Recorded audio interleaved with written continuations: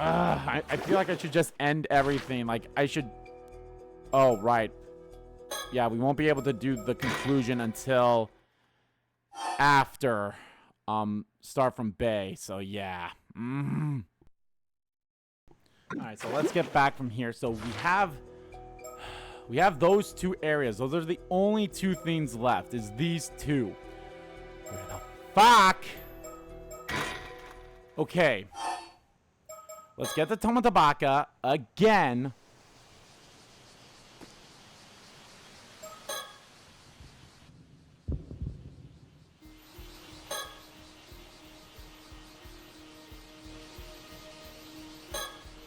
And I picked up the thing. Admit. Just be truthful.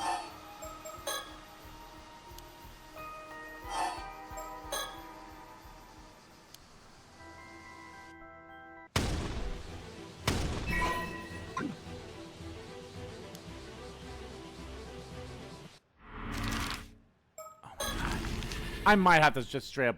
I might have to ask the storyteller for a hint, because what the fuck?!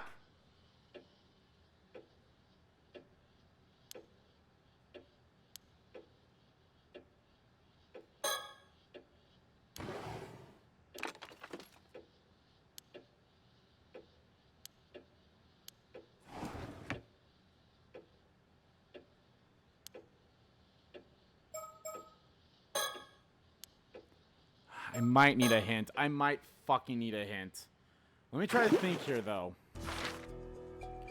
God, because it's so... fucking...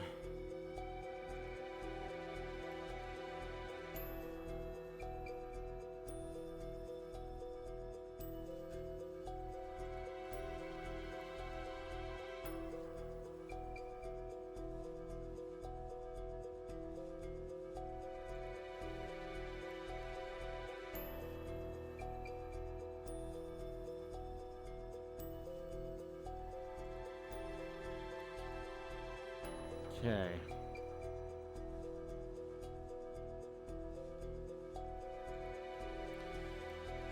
Okay, I'm just gonna think here. I'm just gonna think.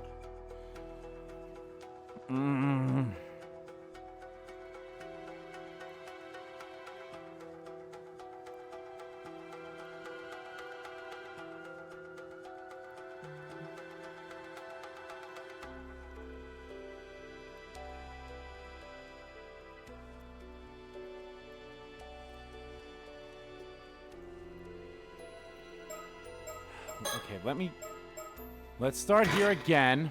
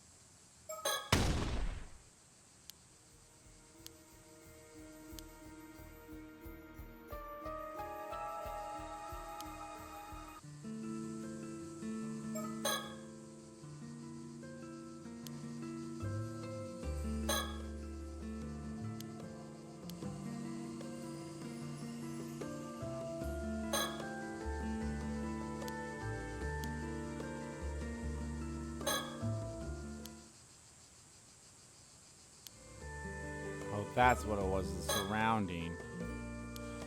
Oh, maybe that's what I had to do.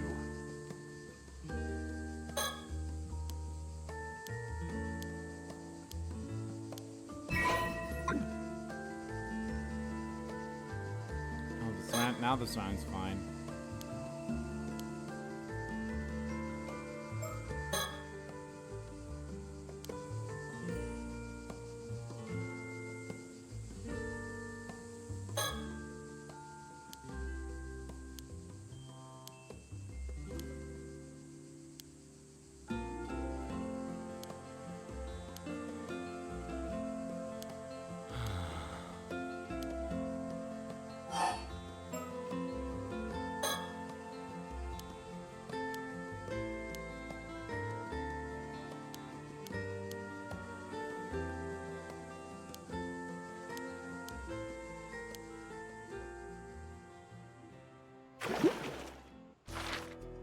Nothing changed. Okay, what if I do this? What if I restart? Let's just restart this one, huh? How about we do that? How about we do that?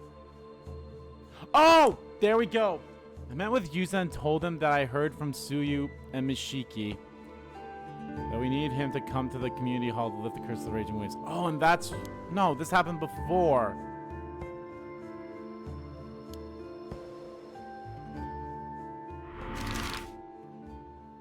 Right, because they met at the ruins already. Because of that.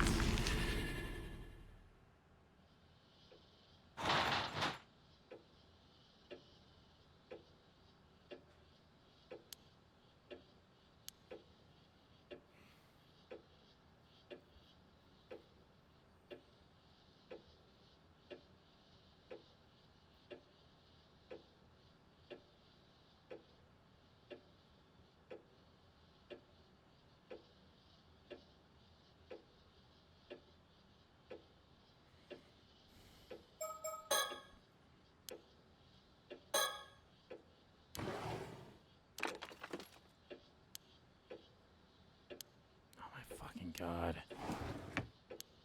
Ah! What am I missing?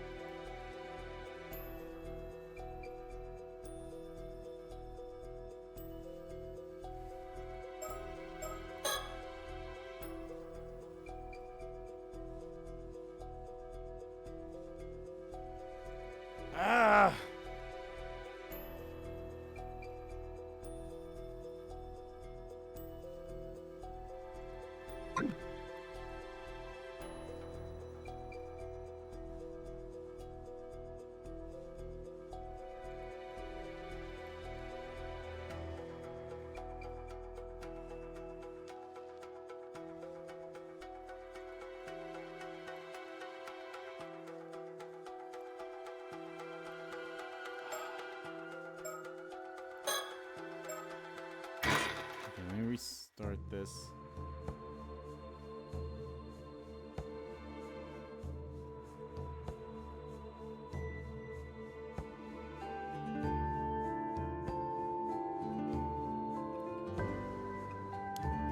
Yeah, okay, maybe I should go to the Tamatabaka first.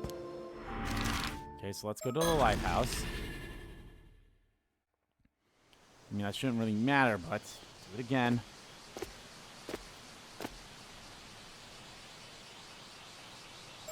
Ink.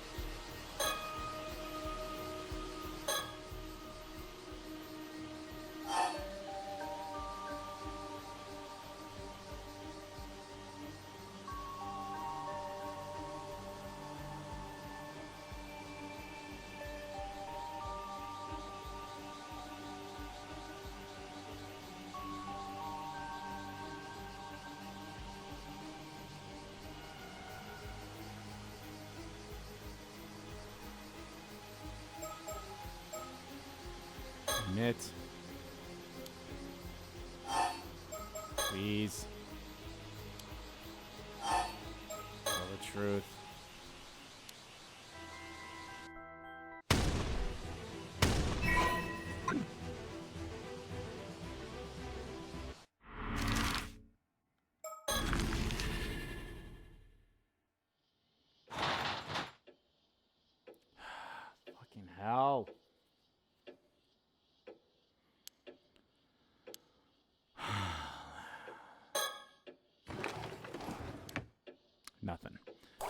Alright, let me save. Wait, what the hell? Was that always the case? Let me save that. Was that what they always looked like?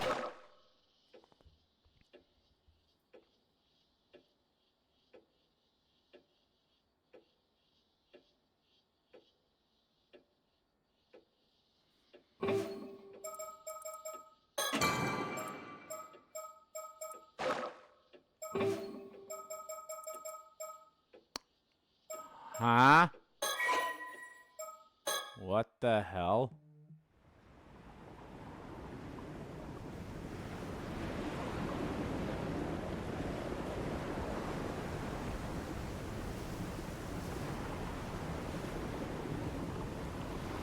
I still have that message you left me, you know.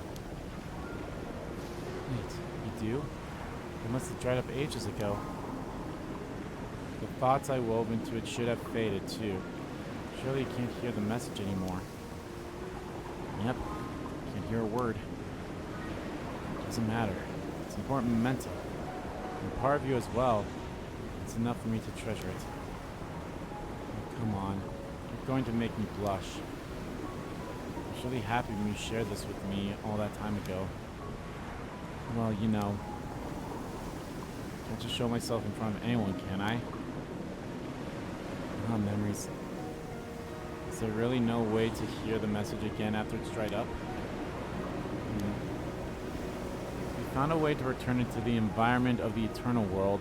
It will be restored to its original state. You might be able to hear it then. Oh, you can do that? Using the automata Baka would probably do it. Oh, but I don't think a normal human would be able to hear the message anymore. Sorry. I guess it's impossible after all. Oh, that's too bad. If you were a spirit, you might be able to hear it by reciting the echo it left in your mind.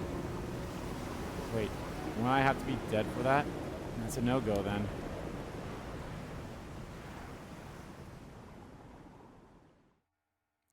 These memories, could they have belonged to a mermaid?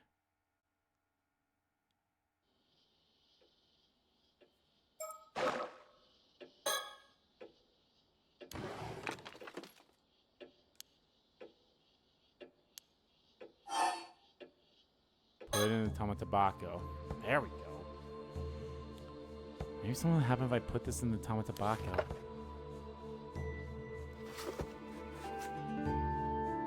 Okay, it's in.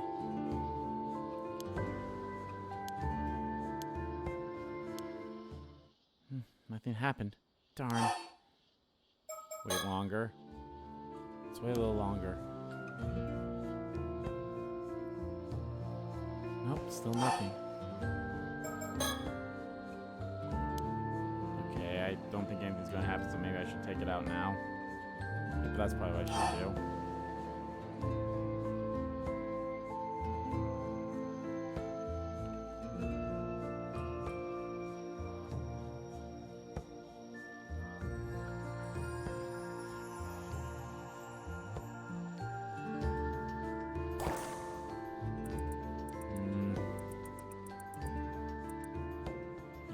To call me 4 times, leaving at least 3 seconds between each.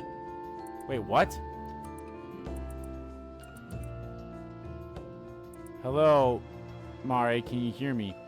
I try to weave my thoughts into the scale to leave you a message. I hope it reaches you.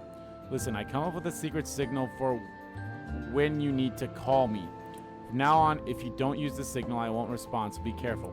You need to call me 4 times, leaving at least 3 seconds between each. That's the rule. Don't forget it. It's a promise, just between you and me. Oh, what the hell?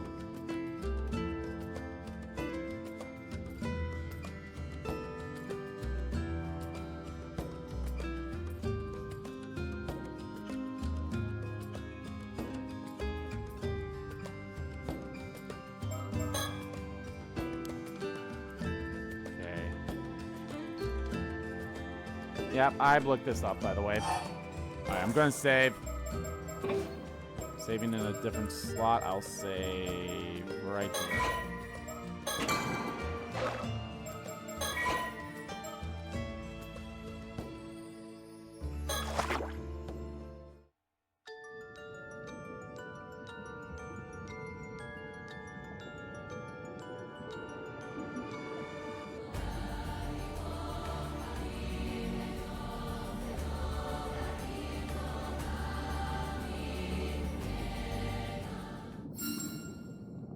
Hey.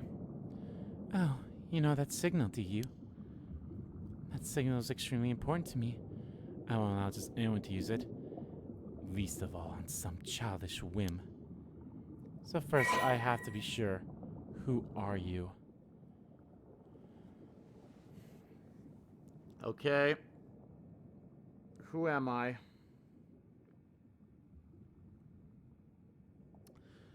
I'm pretty sure my character that I've been is the Yuza from the past. So I am Yuza.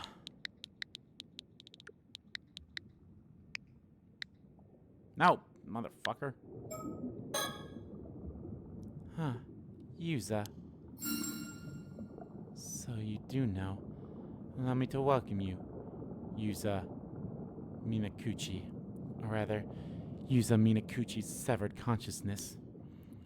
I am the mermaid called Sobe. You've passed through here 9 times now. I suppose it's not that strange you noticed me. Oh my god, they even have as many number of times I went through the frickin' main menu? Come on. This is the place you humans called Ryukyu. Though I hear it's also called things like the Eternal World and the World Beyond.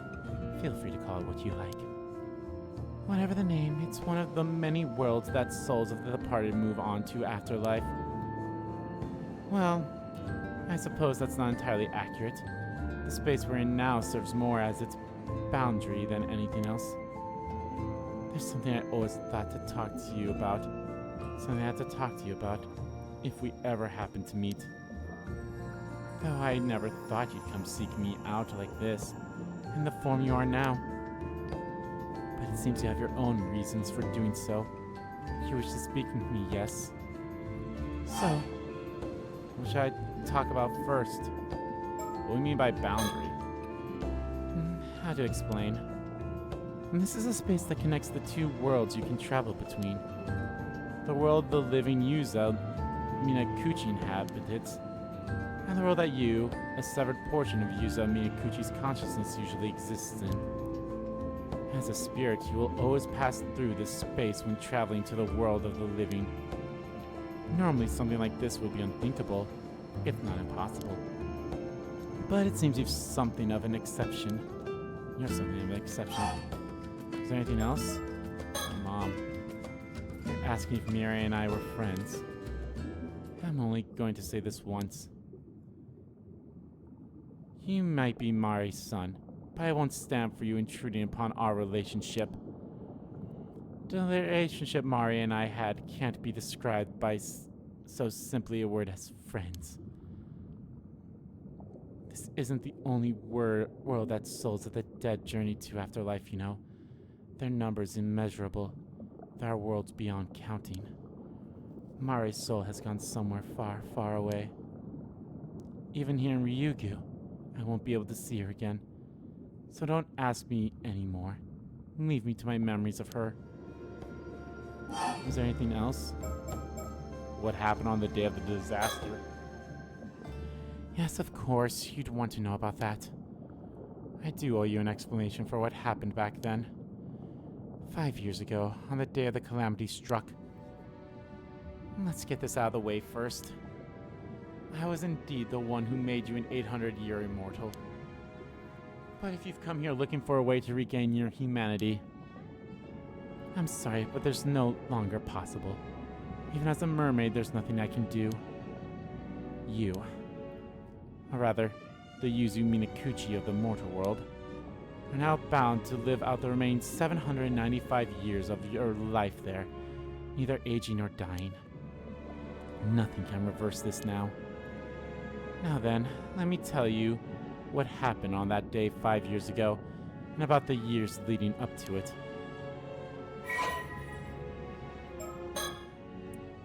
Sobe.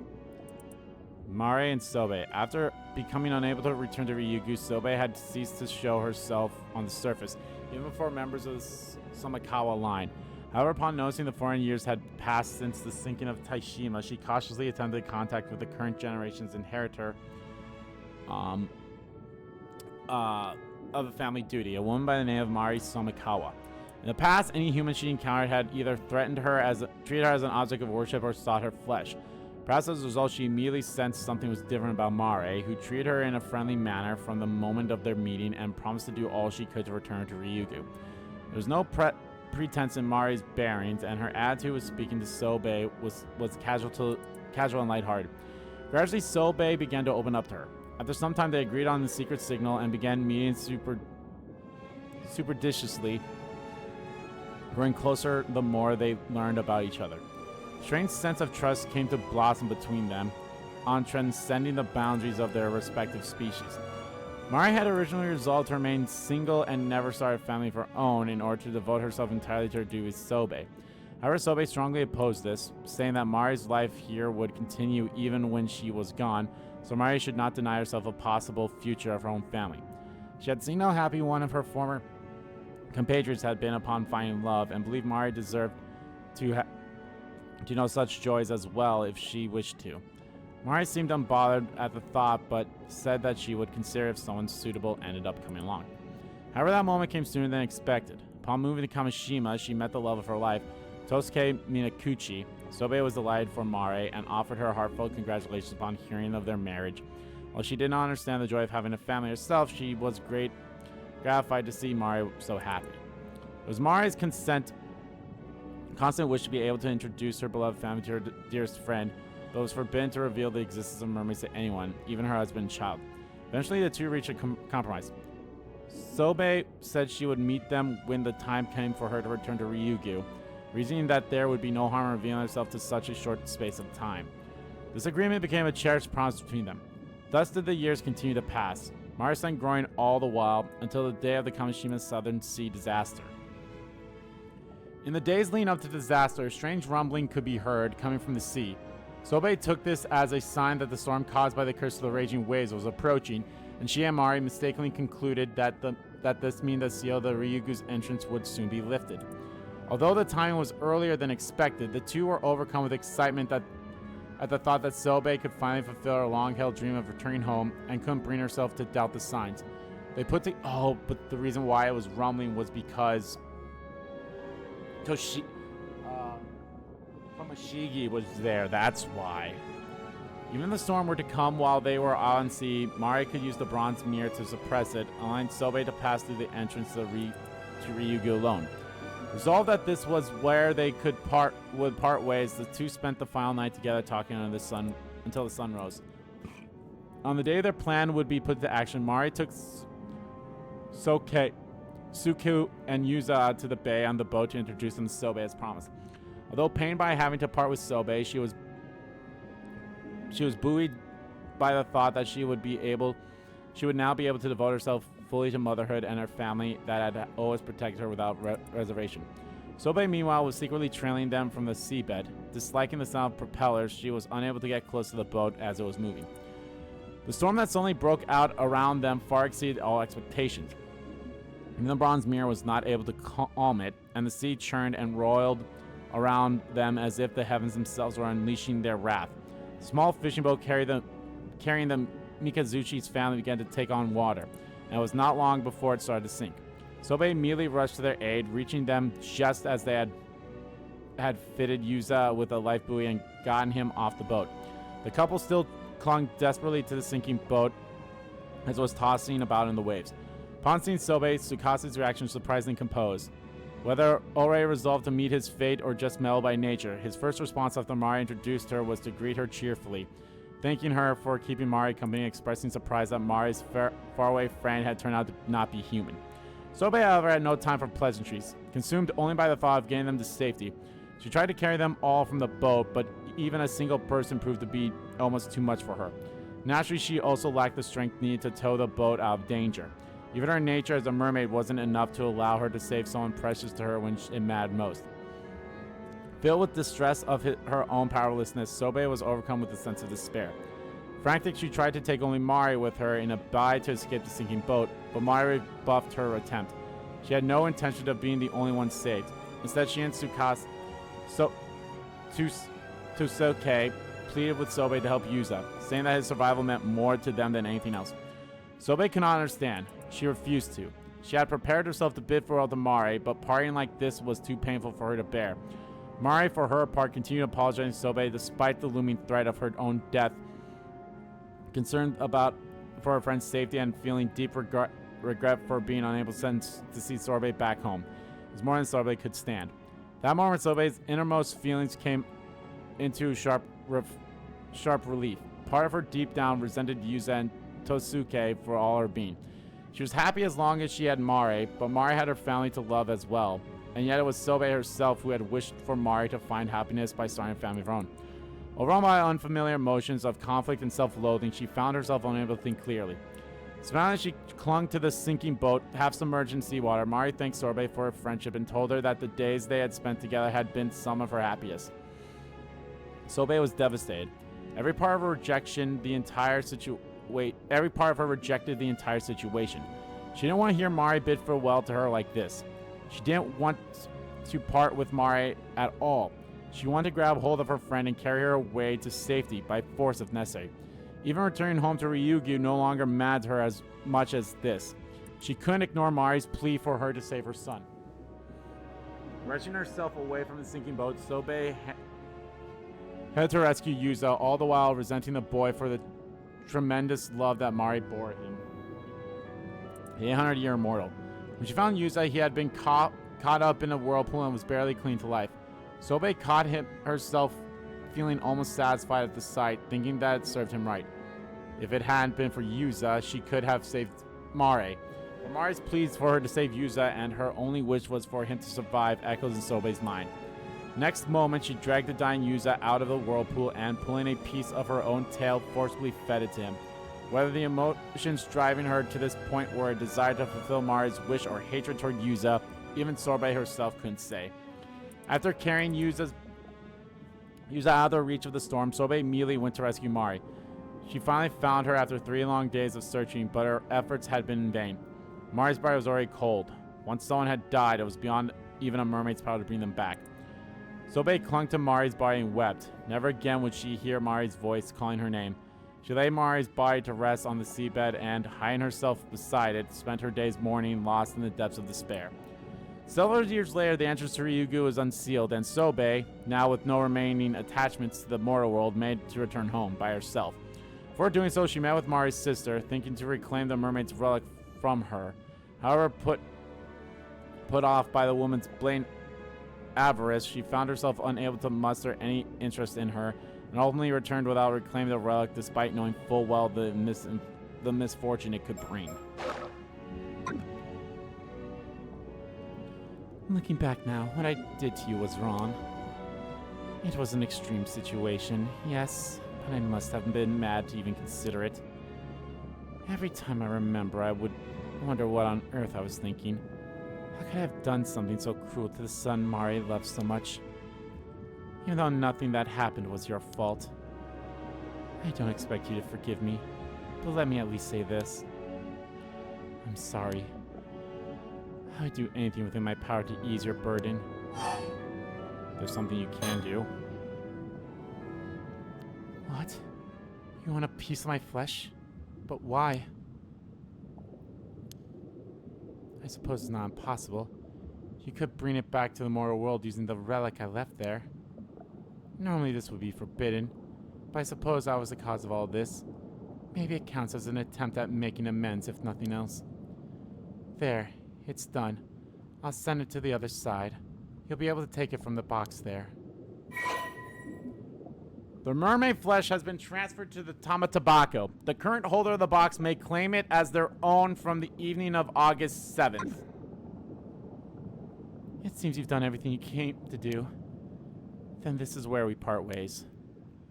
Know that I won't respond anymore, even if you call to me with that signal. Having a means of calling me was prohibited in the first place. Live and be happy, Yuza.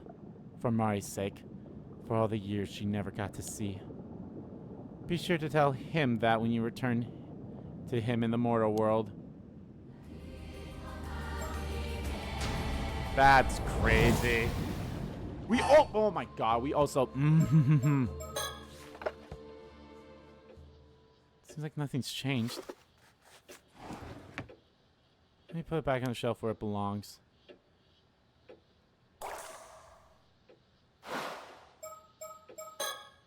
Okay. Okay, so it's still like that. Why? Okay. Oh.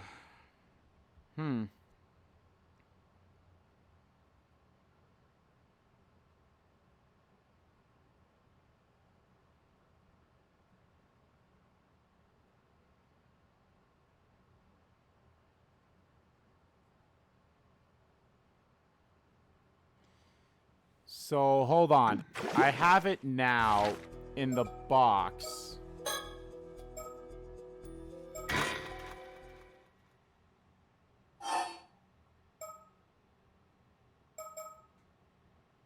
Let's do it let's do it when she dies. Oh, never mind. Fuck, I forgot I need to get rid of the mirror. Because I forgot that it said I had the mirror.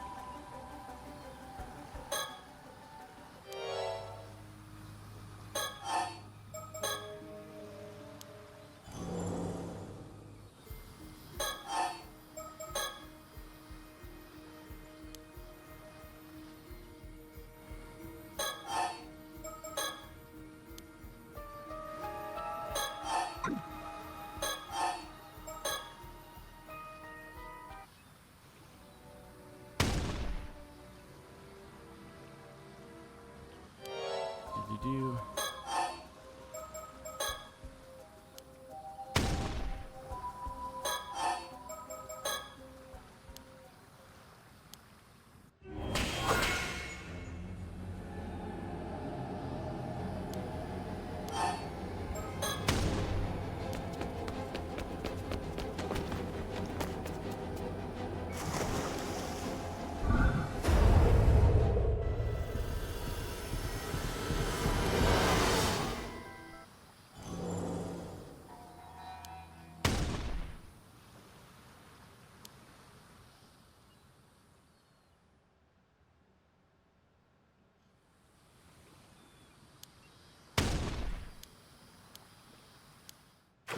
Oh my god.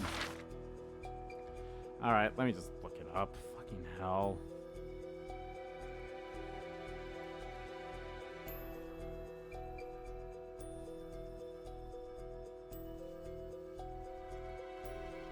Okay, hold on.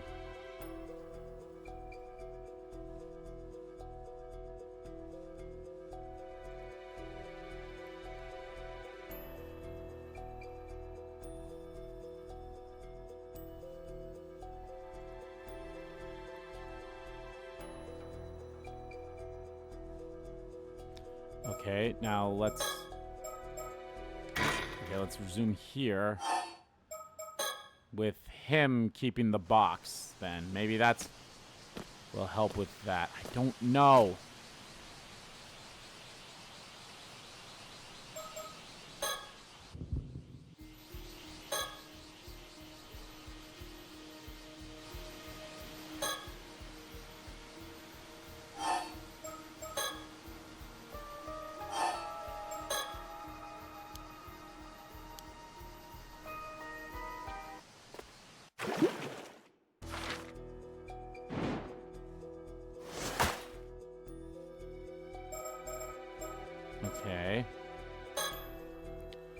Abe and Cersei managed to keep the Tama Tabako safely in their possession and leave Kameshima to search for Kipei Koma.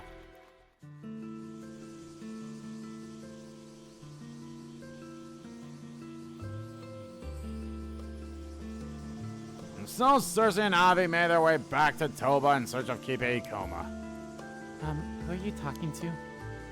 Feels more exciting this way, doesn't it? You might be right. But it seems like we just missed him. Even though he claimed he's afraid of the ocean. People at the port said he left for Kameshima on a chartered boat. There's so many ferries today, so we have no way of getting back to the island. No more ferries. I'm afraid there's not much else we can do. Well, as long as I have the Tama Tabaka here, might be another chance someday. Cersei, what's wrong? I don't know, but the Tama Tabako is giving off a strange spiritual energy. Oh, didn't notice it felt a bit heavier than before. Let's take a look. Oh, there's something inside. Huh? Something just appeared inside? What's this? Chunk of flesh? My goodness. Could this belong to a mermaid? Wait. What? Is it real? It exudes an incredible spirit energy. Whatever it is extraordinary. Doesn't this feel too good to be true, though? It could be a trap or a curse. I actually found it. The gods haven't forsaken me after all. Thank you, world. I accept your gracious offerings. Yeek. You're seriously going to eat a chunk of mystery meat just like that? What's wrong with you? Well? Not particularly good. Very watery. Not much fat, and no real texture.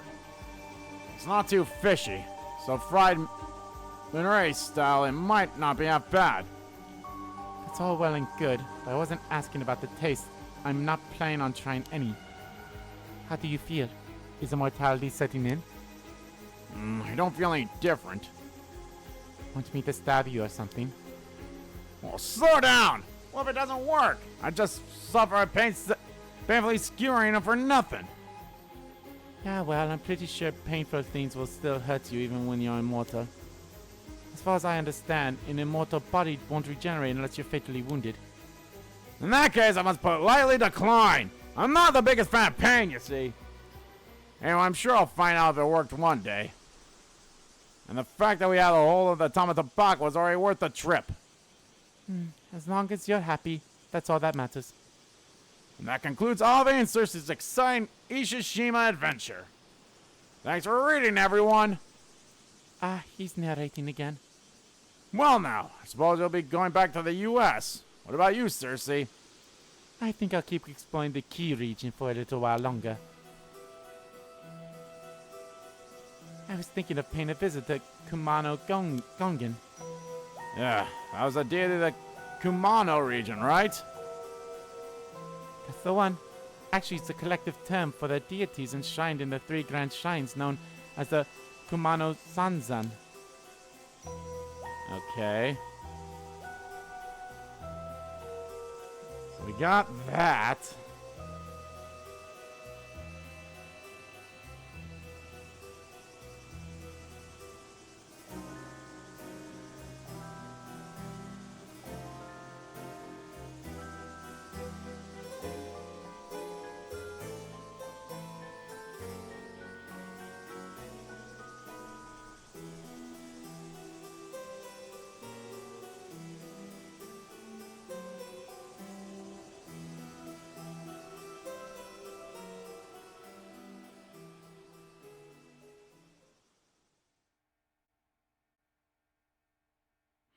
And thus, after taming the flesh of a mermaid, Abe's wish came true and he was granted an 800-year lifespan.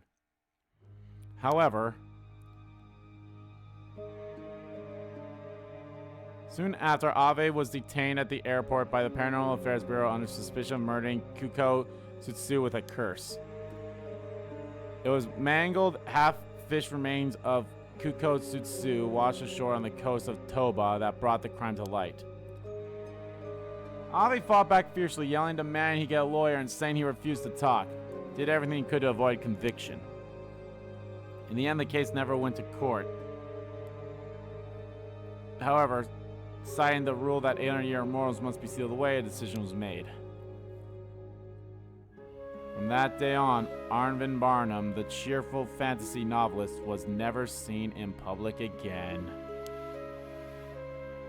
The Fall of Arnava Barnum. Alright, let's get this ending with where we don't have her dead.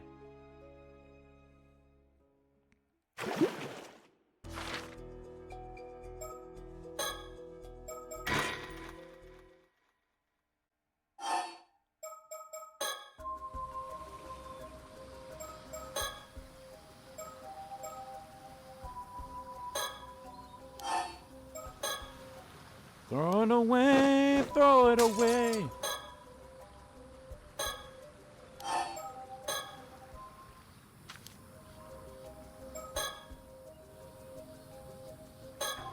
Talk to Cersei. Oh no, I need to talk to her first. Then I talk to Cersei. Going to Baco. For stones. First stone.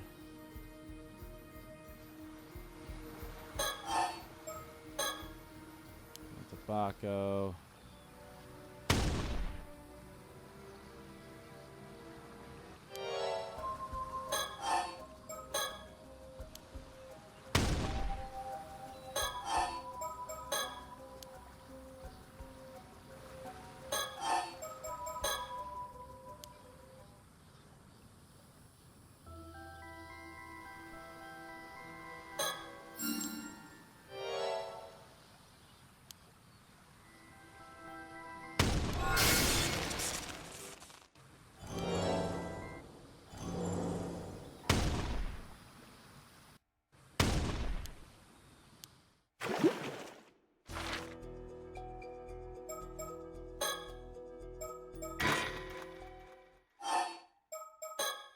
After ending. And thus, after attaining the flesh of mermaid, Arvin's wish came true and he was granted an 800-year lifespan. A man like him who constantly seeks out new adventures would most assuredly never encounter a dull day in those 800 years. Living his life to the fullest, he traveled the world in an everlasting search of thrilling mysteries and marvels. In the mid-21st century, his novel The Tale of the Never-Ending Youth, which was inspired by his own experience, became a surprising worldwide hit. The live-action adaptation by a major U.S. studio proved a major success, supplying merchandise and a theme park that made him a wealthy man. Always smiling until his final days, he probably proved that even after 800 years, not all glory is doomed to fade. In the 27th century, he wrote the following words in his journal. The world keeps on turning. Compared to the breadth and its riches of its history, 800 years is far too short. Arvin Barnum. The glory of Arnava Barnum.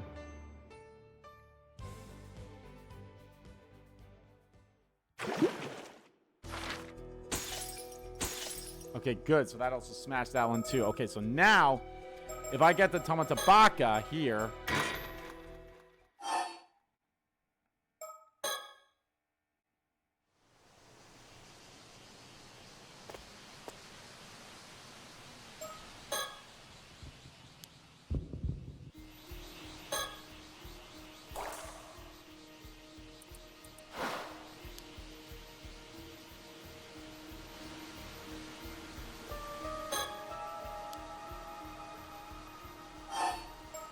Commit. Please.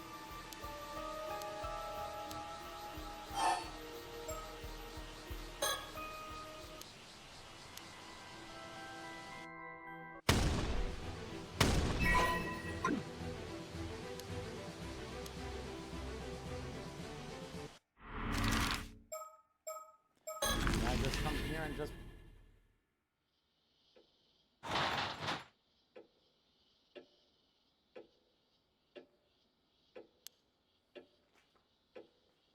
Grab the mermaid's flesh. But why isn't she here? They make it sound like she's not there.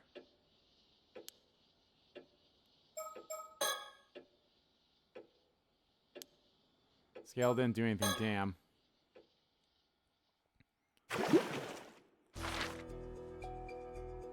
Wait, maybe I have to do this now. Now I can do this. Start from the bay.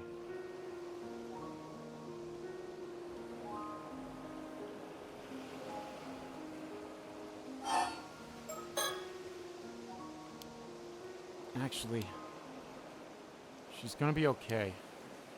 Huh? Sorry I've kept this a secret, but...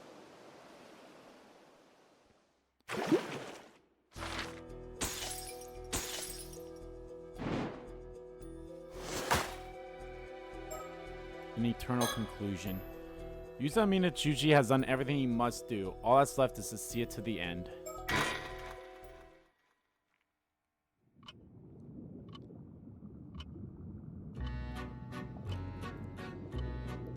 All your efforts have been truly remarkable! The fact that you are seeing this means that all of Yuza Minakuchi's wishes have been fulfilled. You have overcome countless hardships and resolved every dilemma! Congratulations! Yeah, I'll be honest, I had everything. It was just that fucking... How the hell, like, what did I need to do in order to get the mermaid scale to be put into the box? That's all I really needed, was that. And what did I do to do that again? I completely forgot. Like, that was all I needed to know what to do, was just that. Like, how do I put the box in? Oh yeah, the save thing, that's right. That's the thing. That was the only thing I needed. That was all I needed, was just that.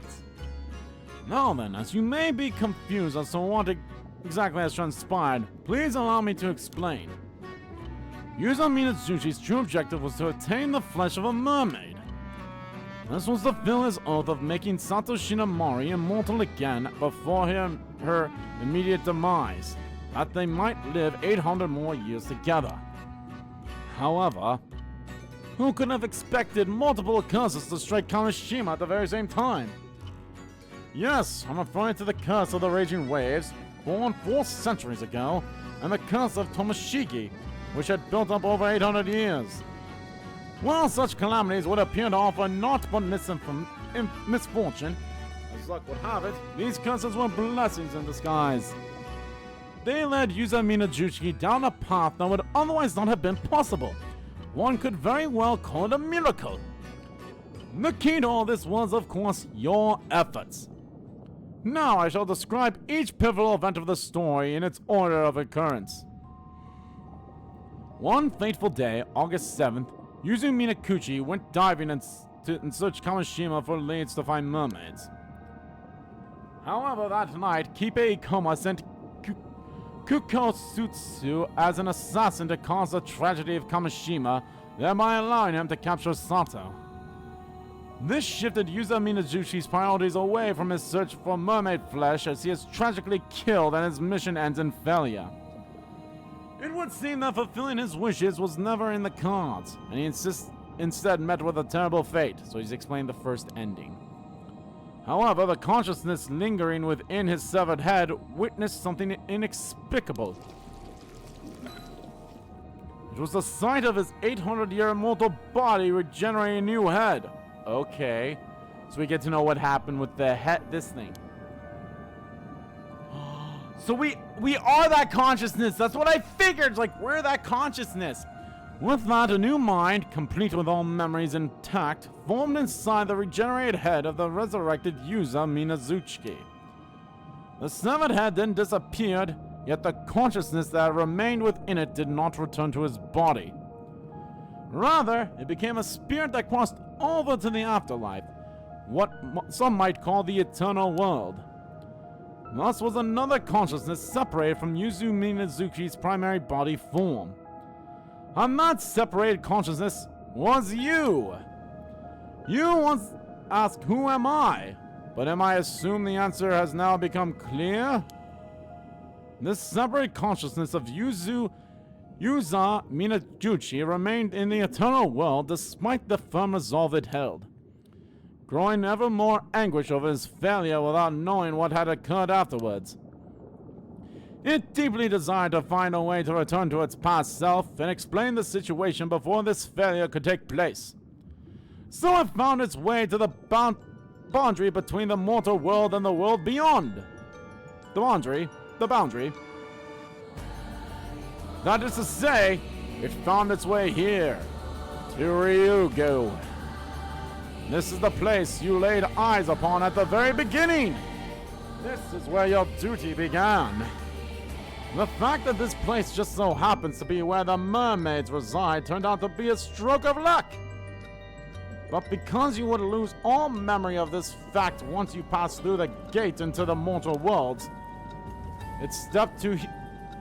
I stepped in to humbly guide you along your path.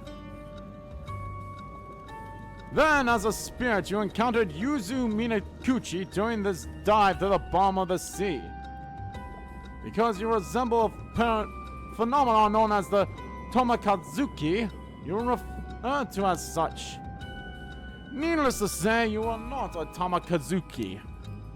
Yet that is how you possess Yuza Minakuchi and shared your fragmented memories with him.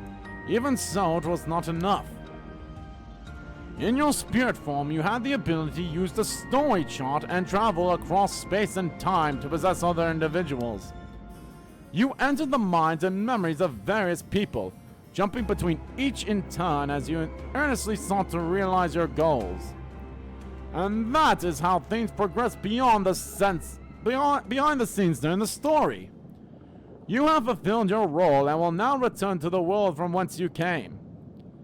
After you have viewed what became of everyone following the events, this Paranormasight will finally draw to a close.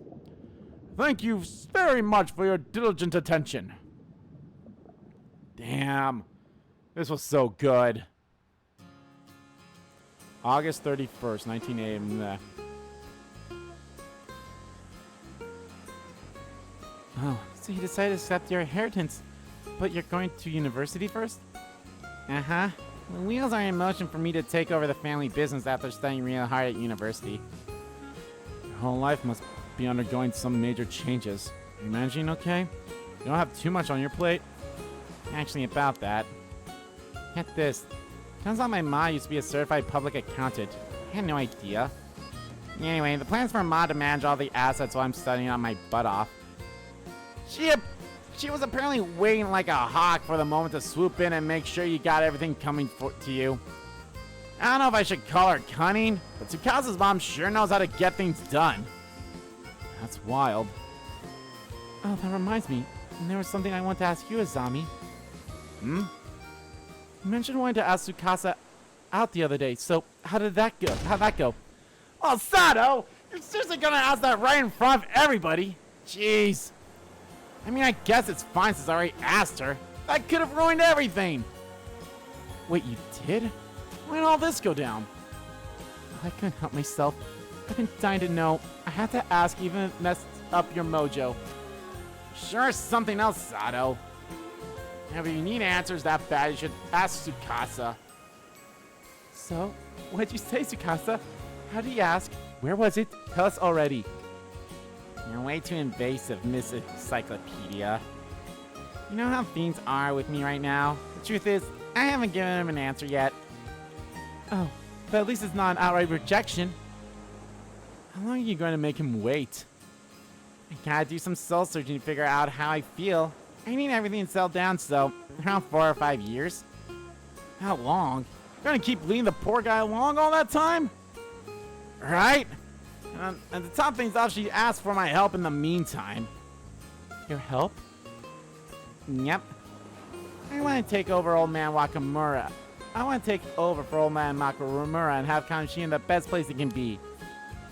I want to be way more convenient and bustling than it is now. An island that tourists flock to, you know? It means I'll need to start a business to manage all that. As you can see, I've got loads of stuff to do. That's why I need you to give your all as a leader of Kameshima, Azami. Yeah, I guess I want all that stuff for Kameshima too. That sounds great. Azami will definitely be a big help. He plans to have Azami rise up the ranks and help me out with a whole bunch of stuff. Once he becomes a big shot like the mayor or something, then maybe we can start going out.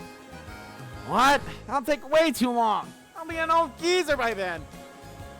See what I mean? This is what I have to deal with.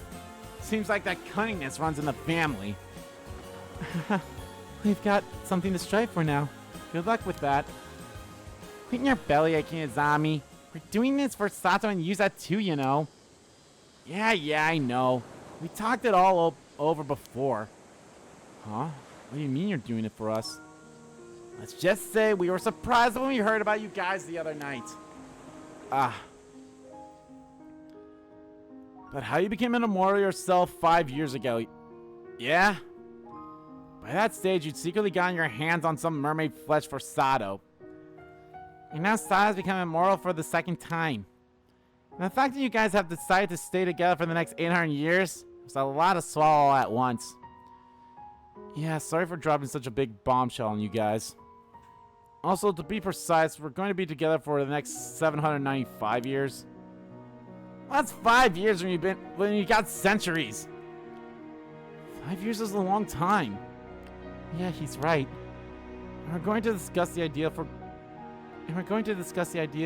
of going for another 800 years when we get close to the end. Yeah, okay, whatever. That's up to you guys. Do whatever you want. Don't forget that you owe us for keeping such a big secret from us this whole time. Got it? For real. See, I told you should have gotten their advice from the start. Yeah, you have been saying that from the get-go.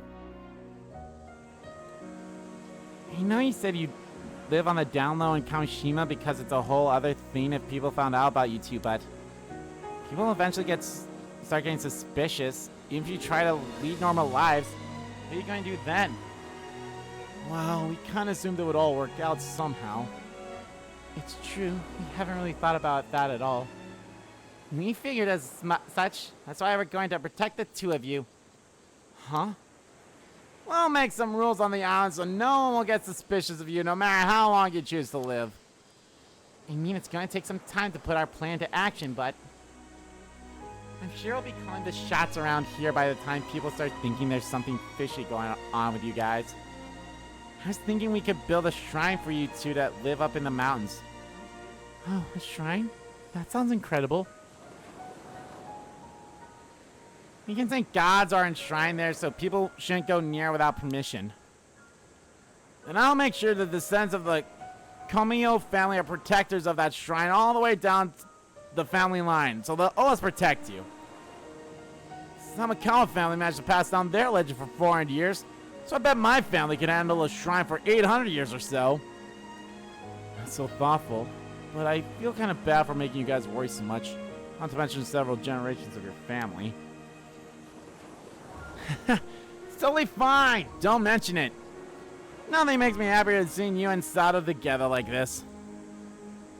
I know you went through a lot to get to this point, Yuza. I'm really happy for you. Azami. Seriously, so happy for you. Like, seriously overjoyed. You're hearing the man. That's why we won't let anyone get in the way of all this happiness. Azami, Tsukasa. Thank you both so much. Tsukasa, the fact that you think of all these plans just for us means the world to me. Well, there was one other reason. Yuza never been the type to look before he leaps, so we have to be around to make sure he doesn't get into any more trouble. Ah, good point. Hey, that's not true. You're the one who always gotten me into messes, Azami. Nope, you're both wrong. You have any idea how much apologizing they had to do for you guys over the years? Oh, but you're gonna make it up to me now. I'll work you both to the bone. You too, Sato. You're gonna put Kameshima on the map. You got it. Just tell me what to do. I'll keep each other into and out of trouble from here on out. Aw.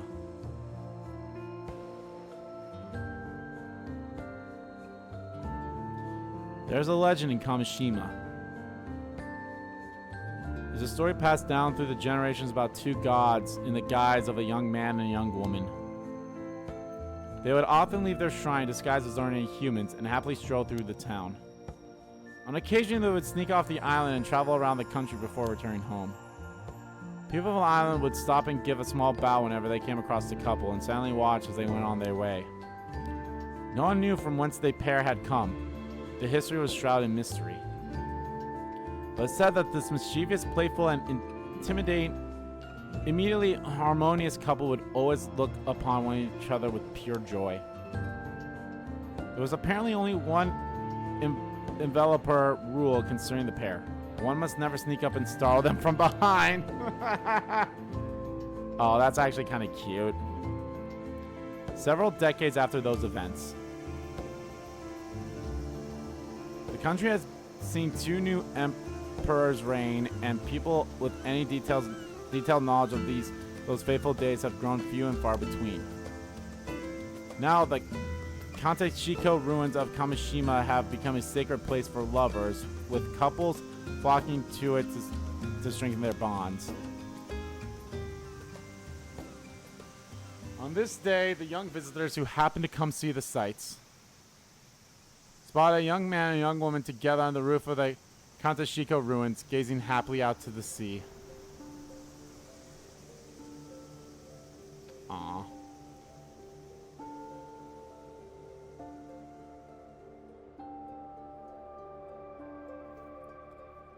Look at that. Look at that. How many did they say several centuries or decades? I think they said centuries. There we go. We got our true ending. There's one thing missing though.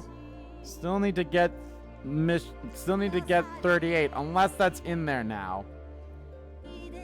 So I might look that up. We'll see. We shall see. We shall see. I'm just waiting.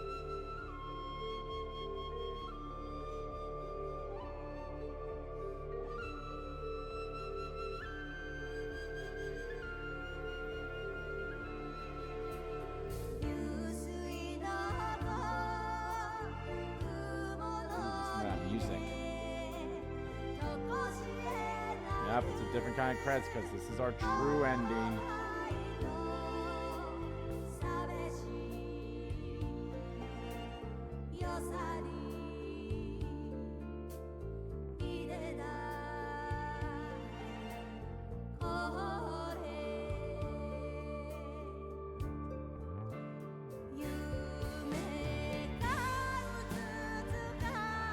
So, let me say this right now. I think I like this one a little bit more than the first Paranormasight.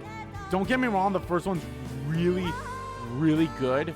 But I think what really got me, like I said, was like kind of like, not to say that the other ones, they're all their curses and mysteries weren't all tied together, but it's like the overarching kind of theme of this is like how it all just like came together from like, so like, oh, we need to find a mermaid for Yuza so that like, you know, because he thinks it's his mom. Oh no, he actually wants to find a mermaid so that, you know, he can, you know, keep, put, Sato as, you know,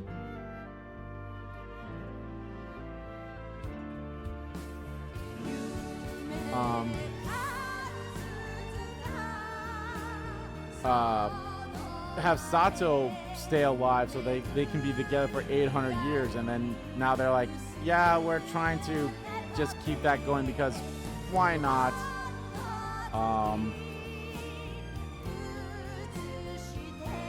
But I really like that, so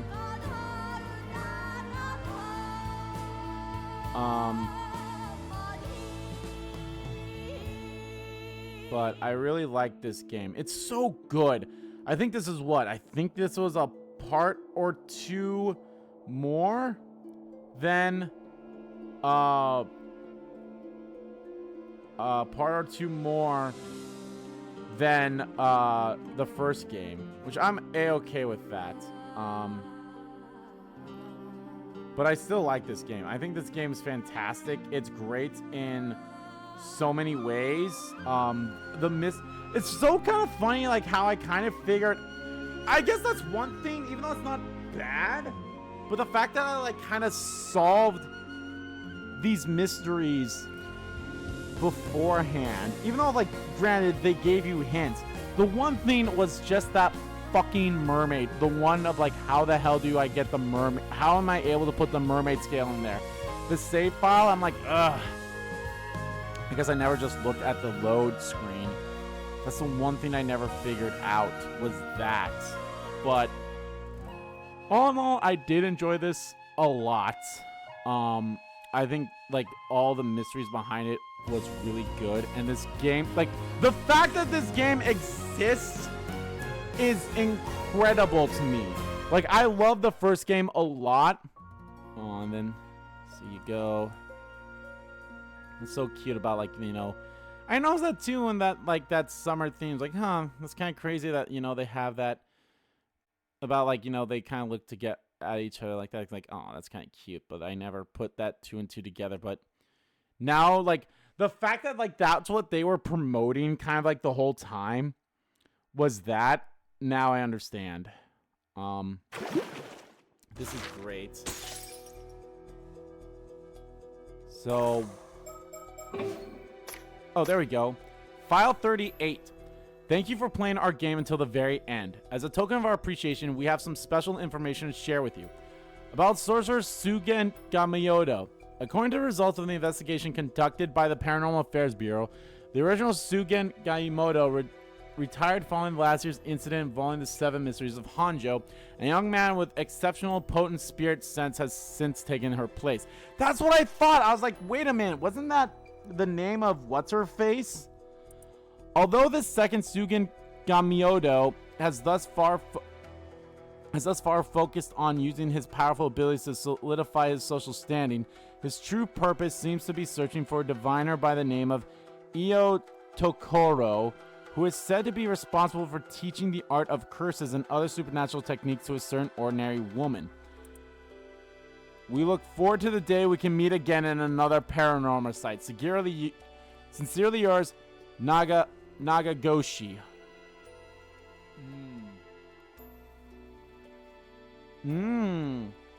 Who is said to be responsible for teaching the art of curses and other supernatural techniques to a certain ordinary woman?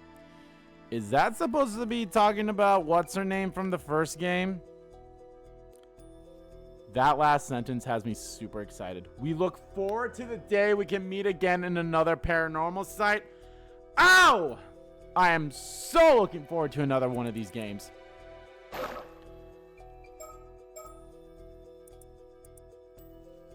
The young visitors who happened to come see the site spot a young man and woman together standing on the roof. Okay, so there was just another group there first. Ah. All right. Let's watch the Mockingbird Theater. Curtain call. Huh.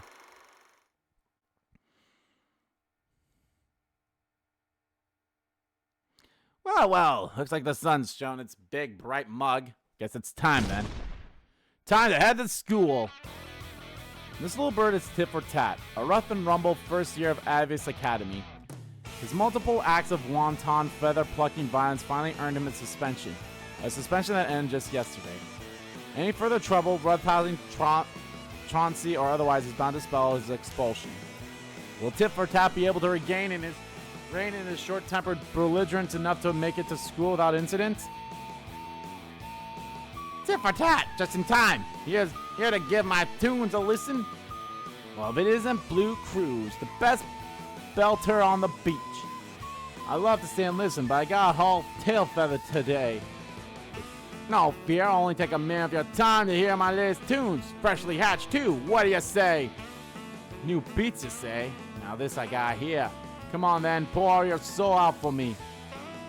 Oh dear, it seems tit for tat has gone distracted already. Will he really be able to get to school on time? 20 minutes later. And that's a wrap. What was that, 20 encores I called for? Can't help myself. The passion for this beach screwed me through my little bird heart. Gotta hear it. This is a special spot for us ocean outlaws, you know. All we want is a place to stretch our wings and have a good time. But things have been a bit dicey around here lately. Trouble brewing in the neighborhood, is that? Some vicious little punks have been tearing their way through everyone's turf recently. Folks are calling them the Savage Snowball. What? All that happened while I was stuck at home. And what's that with a half-lucked excuse for a name? Don't you worry, our albatross boss has a heart as big as his wingspan. I bet he'll sort it all out for us. Yeah, it's nice to have good buddies to rely on. Wouldn't mind me and the big bud myself sometime. Anyway, I gotta fly. I can't be late for my first day back.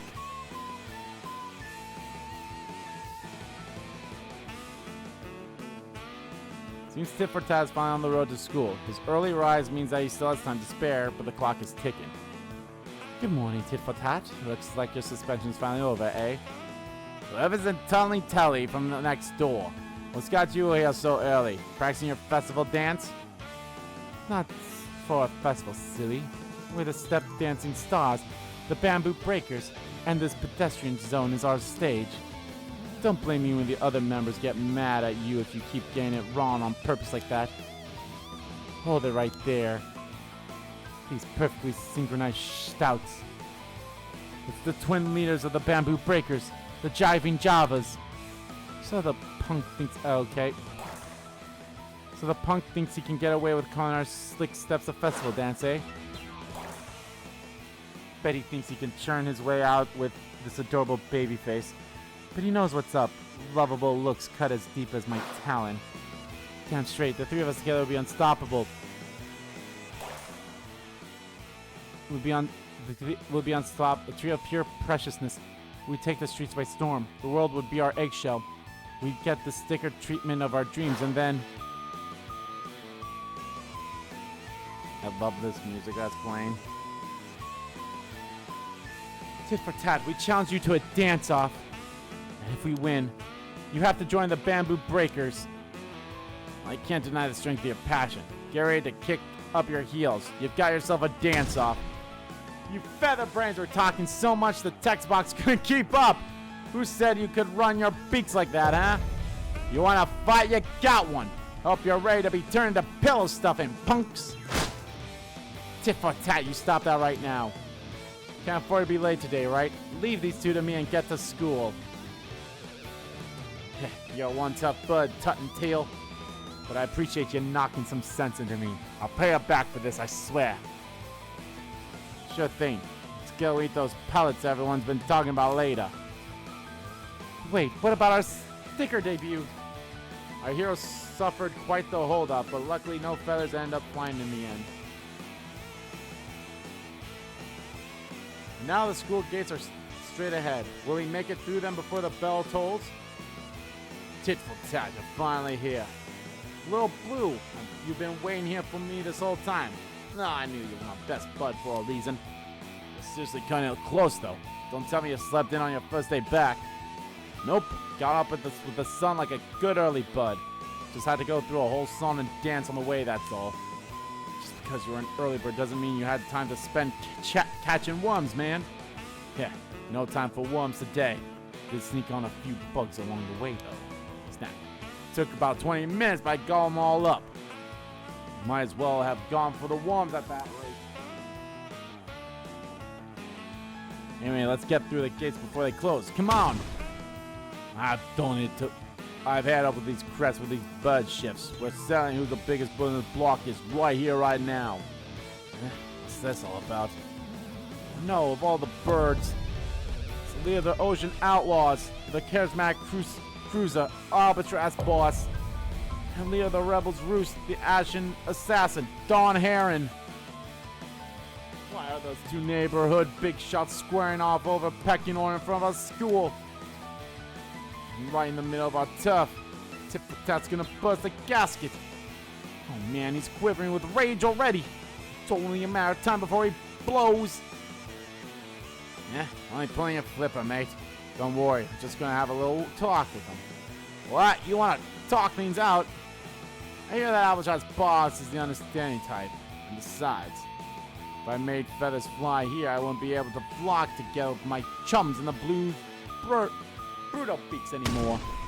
Flying the roost and leaving your mates high and dry ain't what chums are about. Birds of a feather, that's us. Cool as a cassowary, that's our tit for tat. A bit much with the bird-idism, but still pignon. I was willing to give you and your flighting flock a pass up to now. But you all act like you the cock of the walk. I think it's time to show you ocean outlaws who really roost the roost around here. Right when you are, Don. Just say the word and we'll clip their wings for good and all. Rebel roost. More like rabbled roost. The last bird who found you impressive went the way of the dodo years ago. Isn't that right, boss?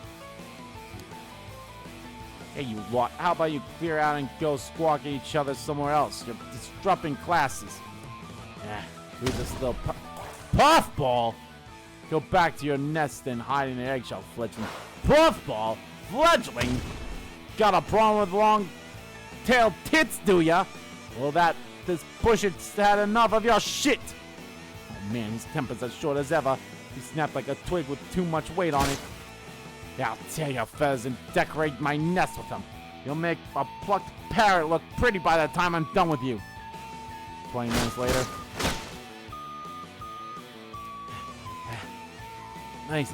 Tore through the local heavyweights like they were damp nesting material.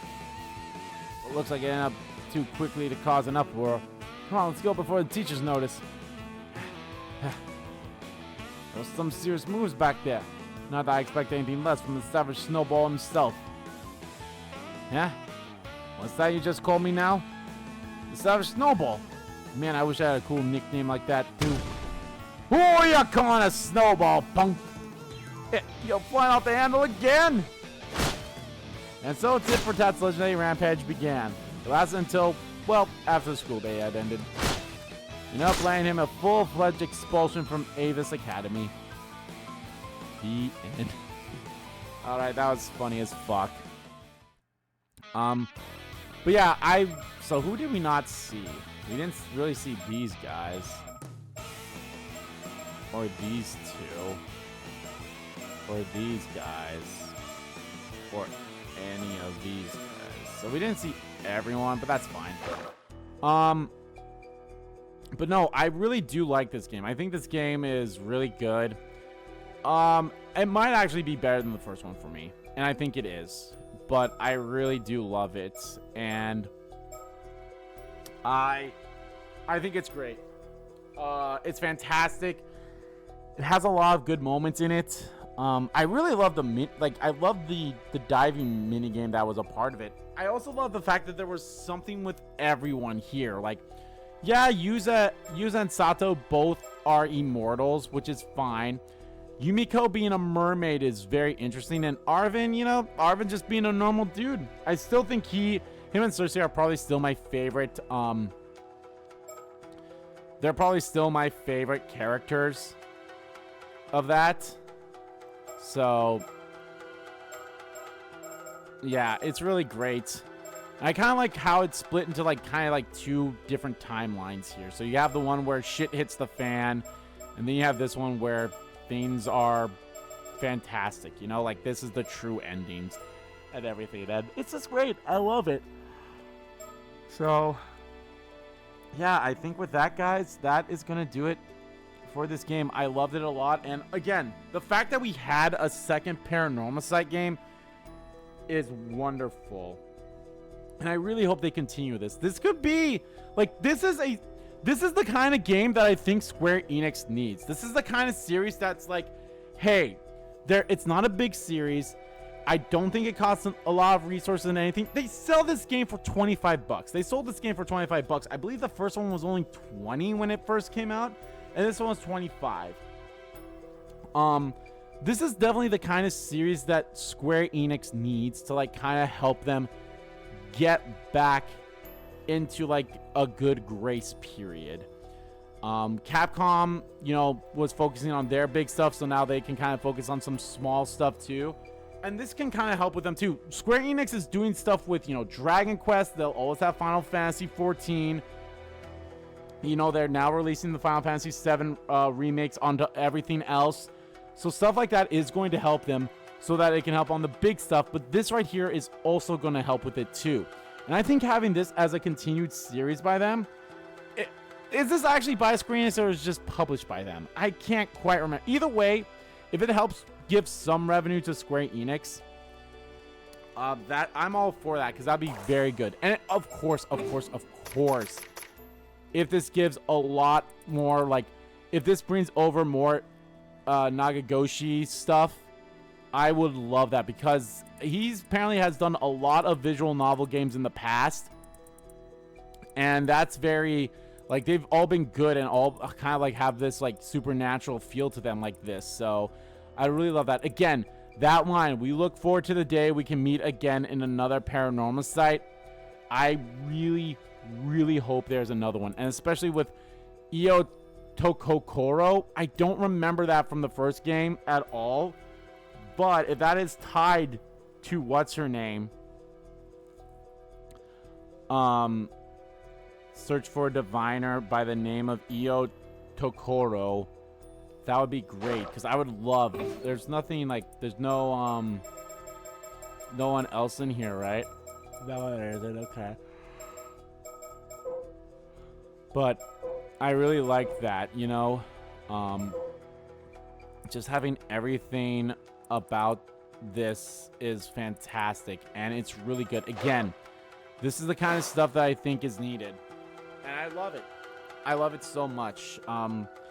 It's really, you know, it really, you know, it really not fucks with your mind, but it really does, you know, put on work for your brain and all that stuff. So it's really good stuff like that, and I really enjoy this game so much. It's so fun, it's amazing, and I really, really do enjoy it, and I cannot wait to hopefully experience another one of these games. Maybe, hopefully it doesn't take as long. When did the first game come out? 3 years ago? 4 years ago? No, it came out in 2023, right? I believe it came out in 2023. Or did it come out in 24? It might come out in 24. Either way, I mean, if it came out in 24, that's not so long. It came out in 23, you know, 3 years, that's not so bad. But either way, I hope we get to experience another one of these Paranormasight games, because they are fantastic, and I cannot wait to experience it. But yeah, I still kind of hate the fact that I needed help with that one, because I'm like, okay, what the fuck am I doing? And it's like, oh, do this load. I'm like, oh, so that's what I had to do. So I still enjoyed this game. It's fantastic, and like I said, I think I really love RV and Cersei were my favorite group. Yumeko and Soto were great as well. I love their dynamic, and especially the whole of, you know, the truth that you learn about her is great as well. And her husband's a fucking dog, because, you know, he had to give up his body for her, though we don't know how long she's gonna live for. Yes, that's probably what the whole like thing on her neck is about in a way. So that's interesting. Sato and Tsukasa were great as well. I loved their dynamic together. I also just love like these two. You leave. I love Yuza and Sato's